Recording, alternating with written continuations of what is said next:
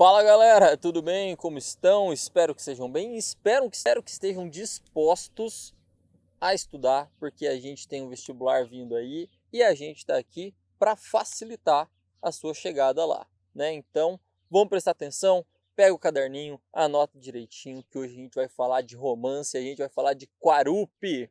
Exatamente o que é Quarupi. Não vale a pena explicar agora, a gente vai entender dentro da obra e vai ficar muito mais fácil, mais dinâmico para vocês entenderem o que é. Mas não é um monte de palavrinha à toa, né? Pelo contrário, tem muito significado e um significado interessantíssimo dentro da nossa obra. Quarupi foi escrito por Antônio Calado, ele mesmo, um escritor brasileiro que tem uma relevância muito grande dentro da nossa literatura e que faz obras muito expressivas. Ele foi lançado em 1967. Se vocês não lembram, 1967 a gente estava em ditadura. Exatamente, a gente estava na ditadura militar em 67. Ainda não tinha tido o AI-5, que foi esse regime mais intenso, eram os anos de chumbo mais forte, em que a liberdade de expressão foi completamente cerceada e ele não poderia lançar esse tipo de livro. Então foi um pouquinho antes aí do AI-5 acontecer.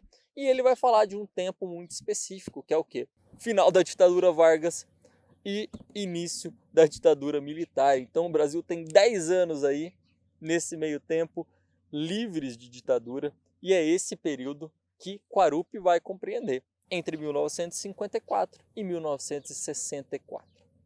É importante a gente falar um pouco o contexto de Quarupi, né? Por quê? Por mais que a gente esteja na ditadura militar, essa parte a gente já compreendeu, a gente tem contextos artísticos muito específicos aí que valem a pena a gente dar atenção. Por quê? Porque Quarupi se encaixa na terceira fase do modernismo. Exato. Mas quais são as outras fases, né? O que é esse tal de modernismo? O modernismo, ele foi um movimento cultural que tentou romper barreiras com o que estava posto anteriormente. Por quê? A gente estava vendo realismo, naturalismo, parnasianismo, que são questões muito fechadas, especialmente o parnasianismo, né? A gente tinha uma corrente filosófica que era muito cientificista nessa época, o parnasianismo prezava pelas formas muito rígidas e o modernismo vem então inspirado pelas vanguardas europeias a romper com essas barreiras. Então, na semana de 22, a Semana da Arte Moderna de 22, que vocês provavelmente já ouviram falar, pelo menos esse nome, acontece o quê? A Revolução, né, podemos dizer assim, que foi o quê? O evento que marcou o início do modernismo no Brasil.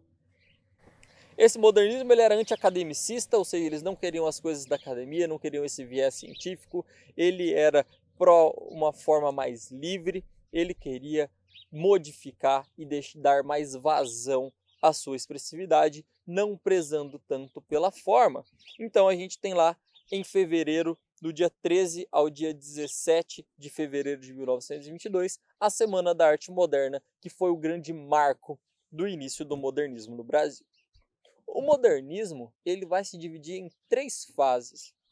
A primeira fase é essa fase de quebra muito grande, uma fase de expressividade muito intensa. Por quê? Porque para eu romper com uma coisa que era muito estruturada, eu preciso romper completamente com a forma. Então, eles utilizavam de uma forma muito mais expressiva e muito mais intensa essa relação do que das formas serem livres. Então, a gente tem a busca, nesse sentido, por uma identidade nacional também. Por quê? Por causa que, em questão de conteúdo, a gente era muito influenciado ainda pelas culturas estrangeiras. Então, a gente buscou construir uma identidade 100% nacional nesse momento. A gente queria falar do Brasil e queria construir a arte no Brasil no período do modernismo.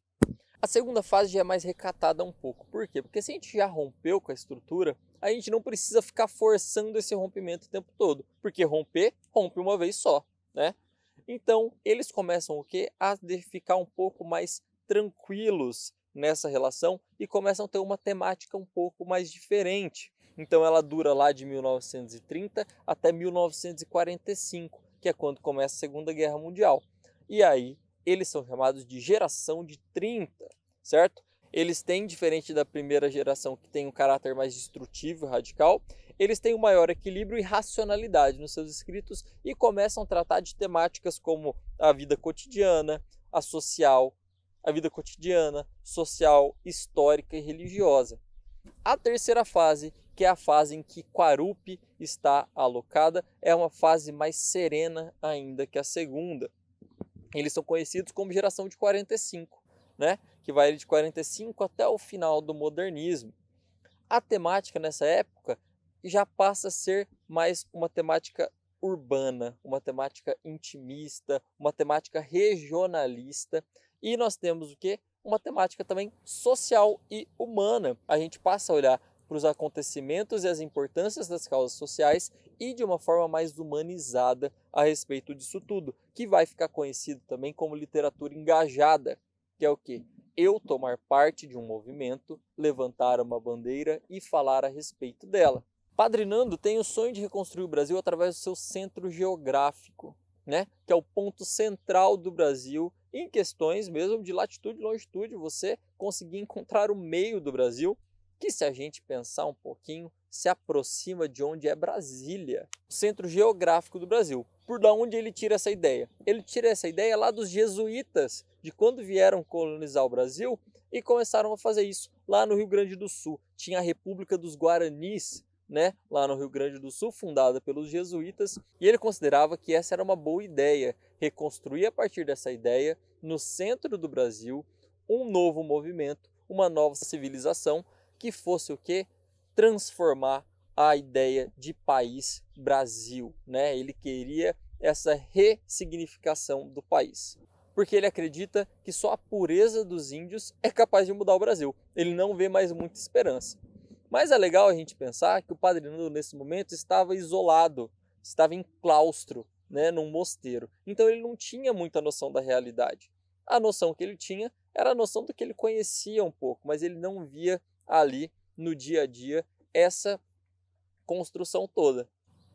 Para ele conseguir implantar a República dos Guaranis, ele precisa pedir uma autorização, né? E essa autorização seria para o que hoje é a FUNAI, né? Que é a Fundação Nacional do Índio. Então ele tem que se deslocar à capital. Capital Brasília? Não. Na época em que o Padre Nando está indo lá, a capital é o Rio de Janeiro. Exatamente. E aí ele vai conhecer, a partir dessa viagem ao Rio de Janeiro, as realidades do Brasil. Ele vai conseguir perceber que existem coisas além do que ele conhecia e vai tomando consciência dessa relação. Então, ele vai tratar de muitos temas através dessas questões que ele conhece. Surgimento do sindicato de trabalhadores, criação das ligas camponesas, a eclosão dos movimentos de cultura popular, né? Então são temáticas que o Padre Nando vai tomando conhecimento na sua viagem até o Rio de Janeiro. No Rio, ele vai conhecer uma sociedade completamente diferente da que ele estava habituado, que é uma sociedade muito permissiva, né, com sexo livre, drogas e a corrupção. Então ele percebe, porque até o SPI, que é a FUNAI de hoje em dia, tentou transformar esse projeto do Padre Nando em iniciativa própria e as pessoas de forma particular queriam ganhar vantagem sobre isso. Essa constitui a primeira parte do livro, que a gente pode chamar assim. A segunda parte do livro ela vai acontecer lá no Xingu, que é o local em que o Padre Nando tenta aplicar o marco geográfico do Brasil. Nesse momento, a gente vai ter duas coisas importantes acontecendo. A primeira delas é o Quarupi. O que é o Quarupi? E aí justifica um pouco o título do livro. A gente vai ver na narrativa depois um outro significado. Quarupi é um ritual indígena. Esse ritual indígena tem como objetivo homenagear mortos ilustres, né, para a tribo, e também tenta como se trazer esses mortos de volta à vida, não fisicamente, né, de fato, mas como se fosse uma homenagem, que eles voltassem de um modo que você pudesse conviver com eles novamente. Então, esse ritual para os personagens, inclusive para o Padre Nando, funciona como um rito de passagem, né? Por quê? Por causa que é como se tivesse uma transformação a partir dali. Por esse motivo, eles percebem que demarcar o centro geográfico do Brasil, que é a segunda parte dessa expedição do Xingu, esse marco do Centro Geográfico do Brasil, ele demonstra que, por mais que tenha tido esforços, era meio inútil. Por quê? Por causa que o resultado ia ser frustrante da mesma forma. Não ia ser possível transformar o Brasil a partir daquele centro geográfico.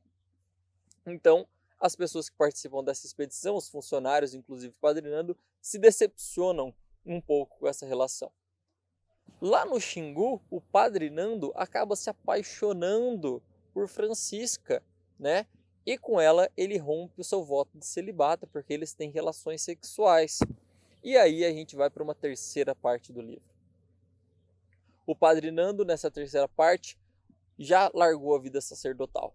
Ele está apaixonado pela Francisca, ele está se relacionando com a Francisca e agora ele está no Pernambuco, né? Ele está em Pernambuco. Ele estava trabalhando nesse momento com a alfabetização de adultos. Só que o que acontece? A gente estava na ditadura militar, como eu já disse para vocês.